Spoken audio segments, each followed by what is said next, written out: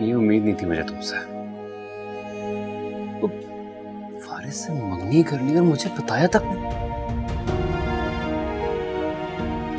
I am really sorry मोहित, मैंने तुम्हें बताने की कोशिश की थी मगर क्या मुकद्दस, मगर क्या? तुम मेरी फीलिंग्स के बारे में अच्छी तरह जानती हो। तुम जानती हो मैं तुमसे कितना प्यार करता हूँ। और तुमने तो कहा था तुम आंटी से बात करोगी मेरे प्रपोजल के बारे में। फिर तुमने फारिस की मंगनी से इनकार क्यों नहीं किया? मैंने बहुत कोशिश की थी मोहित,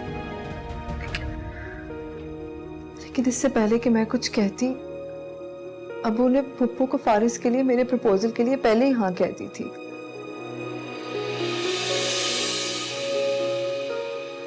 अब्बू ने जिस मान और भरोसे से मुझे कहा था कि फारिस का प्रपोजल एक्सेप्ट कर लो, मैं चाहकर भी उनको इनकार नहीं कर सकी। और तुम्हारी मोहब्बत, क्या तुम मुझसे प्यार नहीं करती मुकद्दस?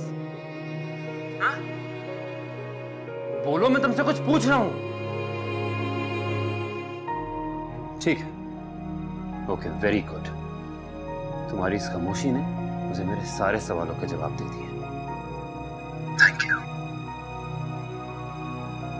मोहित, मेरी